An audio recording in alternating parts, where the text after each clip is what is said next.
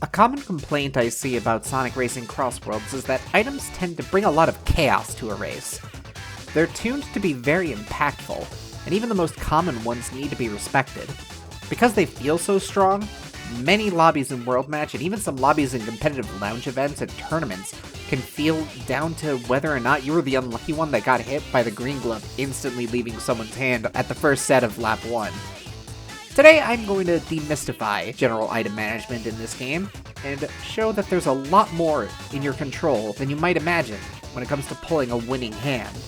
This video is going to be a basic breakdown without getting too in the weeds about how each item's probability shakes out, and will serve as a general guideline for how to tilt the odds in your favor. Let's begin.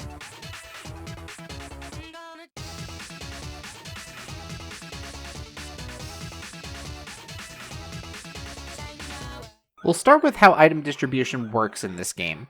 In CrossWorlds, the item table updates throughout the course of the first 50 seconds of a race to slowly unlock the full item table.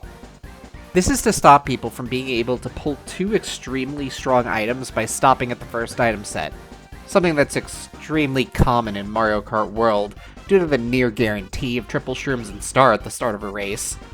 The important thing to remember is that after 30 seconds have passed, Weights and King Boom Boo enter the item pool, with Slime and Dark Chow entering the pool at the 50-second mark.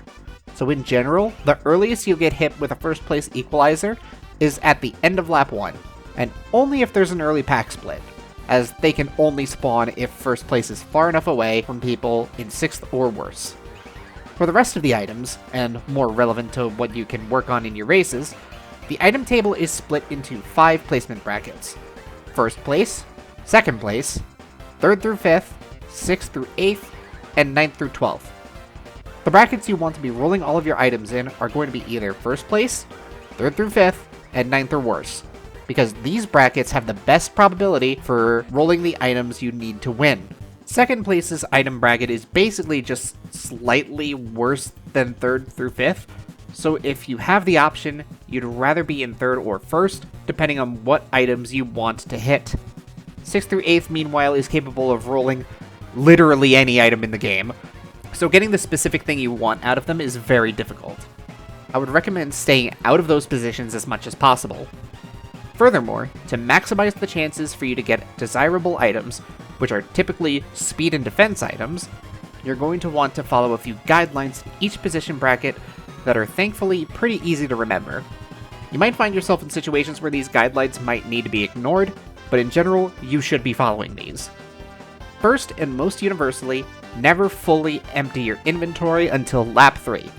The reason you don't want to do this is because the game tries to make it so that you can't roll duplicates of any given item, so holding any item removes it from the item pool and makes your chances of pulling the item you actually want better. Second, when getting rid of your offense items, throw them back instead of forward most of the time. Slipstream is an extremely powerful mechanic in this game, and good players will want to keep another good player around on a front run, so both of you can benefit from a slipstream for most of the race. Both of these guidelines can be thrown out the window on lap 3 because that's when you're going to want to make your move, ditch your slipstream partners, and start aggressively rolling on the double item boxes if you don't have your winning hand by then. The next few guidelines are position dependent and easy to remember. If you're in 1st, hit item boxes with a hazard item in your inventory in the 1st slot. If you're in 3rd through 5th, hold a single wisp in your 1st slot when rolling your 2nd slot. The reason why you want these specific items is because they take up the most weight in the item table for each position bracket, and most of the percent chance that would have gone to the item you're currently holding primarily go into defense items. If you're in 1st place and are holding a spike ball or magnet, you can't roll either of them in any item box, giving you a combined 34.9% chance of pulling a tornado or shield item at your next item pull, which is the same chance as a green glove. In 3rd through 5th place, the exact numbers will vary depending on how far away 1st place is, but if you're holding a boost item, you can get up to a staggering 38.5% chance to pull shield, tornado, or void. If 1st place is really far away, you even have a really good chance to pull triple wisps, laser, and monster trucks in 3rd, which you can use to win a race if you use it in the right spot. In ninth or worse, you also want to hold on to a single wisp or triple wisp, depending on how far away first place is, to roll your second item, as you'll be greatly increasing your chances of pulling the much more powerful laser, truck, and drill items with those out of the pool. But some maps like Rainbow Garden also benefit a lot from triple wisp due to having a lot of off-road shortcuts, so think twice about re-rolling them if you're going to one of those tracks for lap 3. Now, you might be wondering, why am I putting so much emphasis on defense items in particular? It really just does come down to the fact that slime and weights are both extraordinarily powerful items. They will more than likely ruin your race on the spot if you get hit by them. Even more so than King Boom Boo, with taking away 50 rings and causing hit stun through hit stun. It really doesn't matter. Slime and weights are just the race killers. They are the biggest race killers of them all. So you want the defense to be able to deal with any of them. And if you happen to be lucky enough to roll shield, hey, that's KBB defense as well. The last thing that I really want to note is blue boxes. They are extremely good. Like, basically, there is no reason not to go for them anytime you get the opportunity to, unless they're super far out of the way. In most situations, you have a 50% chance to hit a shield item, and a very good chance of getting a speed item if you don't. If you happen to roll triple gloves, oh well, I guess you can just take out a couple people around you, maybe you steal a position or two through that. But in general, blue boxes will just give you power items, just go for them. You don't really need to think too hard about those. I'm gonna throw you over to live commentary par, doing a few races in World Match to illustrate a few scenarios you may find yourself in, just to show some real practical examples you might be able to learn from. These can be applicable not just to World Match, by the way, but into, like, lounge events, mogies, tournaments, any sort of thing. Festival, even. You will just win more races if you follow this advice. Okay, here's going to be one of my first examples of what good item management can really do for you on a track like Aqua Forest, which only has 2 item sets that you really want to go for off rip. Starting off, it looks like we missed the item set and we got slicered, so that's fine. I'm going to take a moment to slow down a little bit. We want to stay in 9th. Ideally, we got a laser here. Perfect. Magnet actually is still fine for us. Okay, so we're in a bagging situation, so let's grab this item right here. See what we get here. Potentially, could it be exactly what we need? So let's go forward. We're going to use good lines here. I've time trialed Aqua Forest, so I know what the optimal lines are. And now we just hold these for the best situation we can while trying to make our way up to the front, which shouldn't be a problem. And we're already up here. So now this laser is going to function both as a dodge and as a potential way for us to take a shortcut later.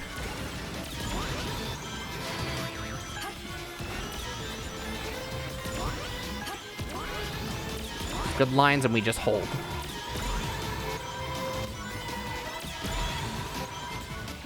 There isn't going to be too many good opportunities for us to use this other than as a dodge, so we're just going to hope that we get good value out of it. So far, so quiet. Nothing's been thrown at me ever since the start of lap 1. Nope, I forgot that is out of bounds. So now we might actually have a chance to use this laser, and I know exactly where I want to use it.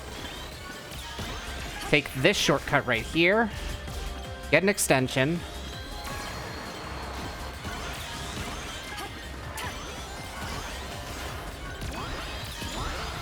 Take this off-road with the Wisp. And now we have such a massive gap that even this King Boom Boo doesn't matter on the final stretch. We only rolled 2 items that entire race, and we still win off of it because we used them to the fullest. That was the best spot to use laser given the circumstances that we ended up in. And that was the best place to use a boost Wisp given to follow that up. Wonder Museum is going to be an example of a track where blue boxes will end up influencing your lap 3 to a significant degree. Unlucky we didn't get the boost wisp off rip, so we're just gonna hold this, and hopefully that means our chances of getting a better item are going to improve going into the next set. At this point, we now no longer need the slicer for much of anything. Good swerve to dodge that bomb. Well, back to slicer here. Looks like we actually did hit that Arl. Unlucky we didn't get this. I'm going to try to trap this. And we block with the bomb. Bomb doesn't really significantly alter our chances here.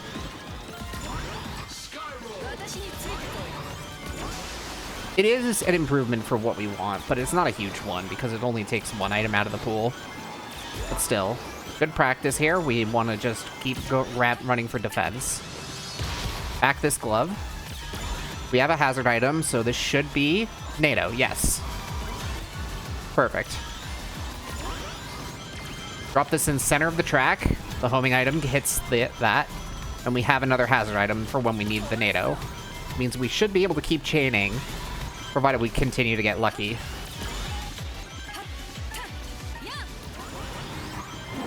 So far, so quiet. We haven't had any global items show up yet. A couple of homing items ain't nothing. It's the warp rings and the KBBs that you gotta worry about. Case in point. Alright, now we aim for the blue box. 50% chance you get a shield here, which we hit.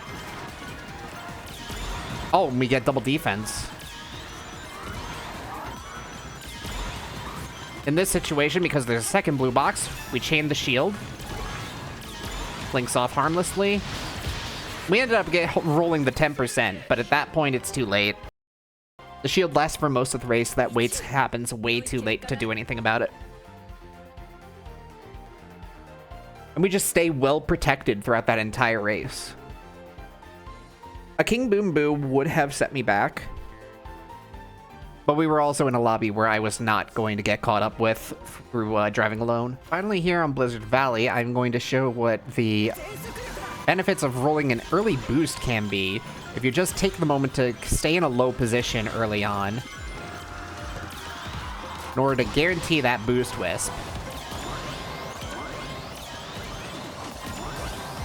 We take this shortcut right here, which is the optimal shortcut, and we get slicered for our troubles. Had I succeeded there, that would have given me a very good lead. But as it is, we can simply roll items, and we end up getting a shield. Perfect. So now this is going to transition into a normal front run. Hit this item box, and there's no reason to re-roll this shield. Now there is. Unfortunately, I did not get a chain, but we still have the magnet. Hopefully we don't get just spammed. We get it spammed out of us. We would really love to hold this until the next item set.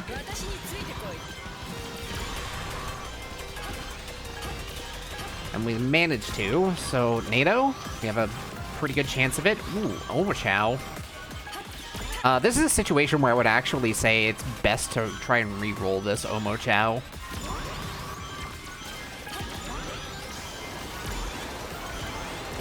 We'll aim for this, because we really need defense.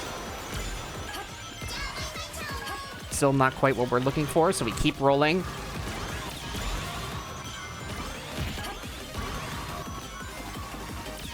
Our competition is actually really close to us, and they have shield. In this case, I'm going to try slinging them out. Didn't connect on their screen. I'm going to intentionally slow down, stay in second place to try and get a boost wisp. Didn't happen. Either I hit them there or that... Yes, I did hit them there. I was really hoping that I would be able to force out their shield. Next, we get this blue box. Second blue box here, too. And now we have everything we need to finish this win.